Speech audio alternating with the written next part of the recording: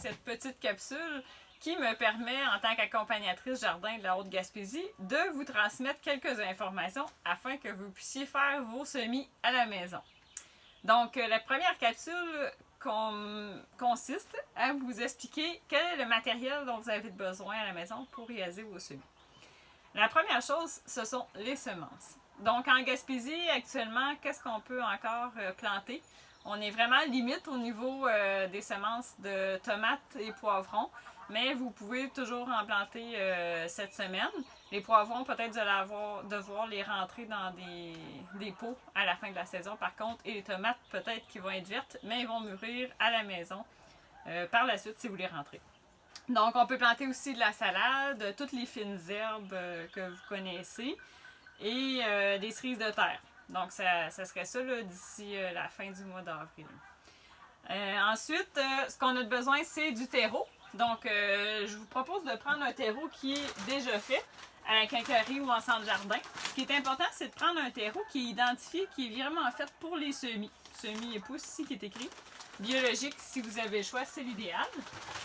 Vous pouvez aussi, si vous voulez, faire une plus grande quantité de semis et sauver au niveau des coûts de votre terreau, acheter donc les différentes parties que vous avez besoin pour faire votre mélange. Donc, ça vous prendrait de la mousse de tourbe, de la vermiculite et du compost ou fumier de n'importe quel type.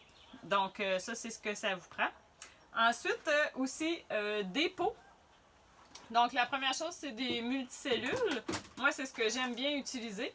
Donc, je commence par des plus petites. Ça, sont un petit peu petites. Des fois, quand on n'est pas habitué de faire le jardinage, c'est plus difficile parce qu'elles vont rapidement sécher.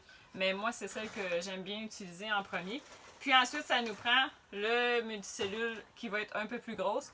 Et à chaque fois que la plante grandit, on augmente la grosseur de nos multicellules. Donc, ça, puis par la suite, on y va avec des pots de différentes grosseurs. On va toujours du plus petit au plus grand. Ces petits pots-là, quand ils s'achètent au Dollarama, mais ils ont tendance à sécher beaucoup plus rapidement. Ce qui est important, c'est que vous calculiez l'espace à l'avance que vous allez avoir dans votre jardin et que vous ne fassiez pas plus de semis que vous en avez vraiment besoin. Et que vous prévoyez à l'avance le nombre de pots que vous allez avoir besoin à mesure que la plante va grandir pour la changer de pot régulièrement avant de la mettre au jardin. Ça vous prend aussi quelque chose qui va vous permettre de garder l'humidité au début de la germination de la graine. Donc, on peut acheter des dômes comme ça. On peut en prendre qui sont comme ça, qui ont une aération. Moi, j'aime bien utiliser ceux-là parce qu'ils permettent d'aérer, donc de ne pas garder trop de chaleur et d'humidité. On peut aussi réutiliser des pots, donc les pots de salade, les pots de fraises. Et on peut prendre aussi du pellicule plastique, mais c'est pas nécessairement réutilisable. Donc. Ensuite, on a besoin de récipients pour pouvoir garder l'eau sous nos plants. Ça s'achète, c'est très, très utile. On peut aussi prendre des choses comme ça de Dollarama qui servent à mettre les bottes. Je les trouve bien rigides, ils sont réutilisables. Je les trouve très intéressants à utiliser. Et on peut aussi réutiliser les petits trous qui sont pour les œufs. Donc ça nous permet d'interchanger par rapport aux multicellules à acheter. On réutilise quelque chose plutôt que de le mettre au bac de recyclage. Ensuite, pour l'arrosage, vous pouvez utiliser des types d'arrosage plus vaporisateurs, mais il faut faire un peu attention parce que ça peut être un peu plus difficile les premières fois de garder un taux d'humidité assez élevé. Avec les vaporisateurs, ça sèche plus rapidement.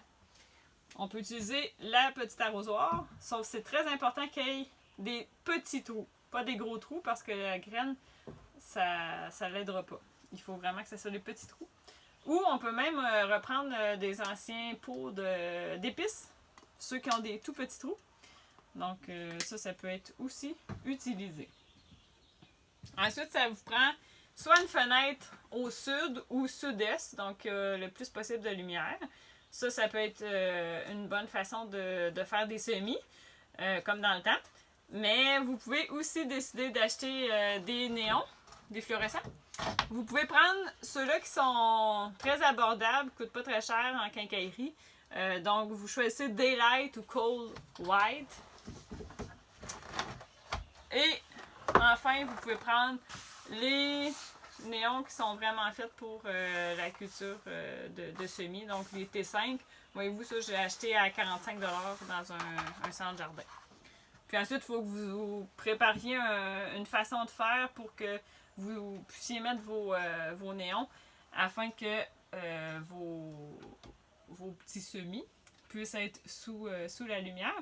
Là, j'en ai mis un ici. Normalement, j'en aurais mis 2 de large et 2 comme ça aussi de large. Donc, l'important, c'est que la plante ait toujours une lumière directe. Donc, c'est ça. Moi, je les ai montés sur des briques. Ça peut être comme ça ou les mettre dans une étagère et avec des crochets, vous pouvez remonter à mesure là, avec une chaînette les plants à mesure qu'ils grandissent pour toujours qu'ils soient proche de la lumière. Donc, ça ressemble à ça. La dernière chose, c'est peut-être pour l'identification. Vous allez avoir besoin de petits bâtonnets, un crayon permanent.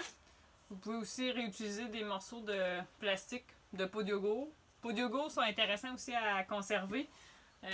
Et les 4 litres, 2 litres de lait, 2 litres ou 1 litre de lait aussi peuvent servir pour mettre des pots pour recueillir l'eau ou peuvent être coupés dans l'autre sens pour pouvoir mettre les plants quand ils sont plus grands. Enfin, il y a ça, un semoir, ça peut être utile avec les enfants. Ça permet d'avoir un trou pour des toutes petites graines. Parce que des fois, c'est difficile au niveau de la motricité de placer des toutes petites graines. Donc, ça ressemble à ça. Je pense avoir pensé à tout. Si vous avez des questions, n'hésitez pas à m'écrire. Puis, on va poursuivre avec l'atelier sur vraiment comment on fait nos semis avec tout ce beau matériel. Merci et bon jardinage!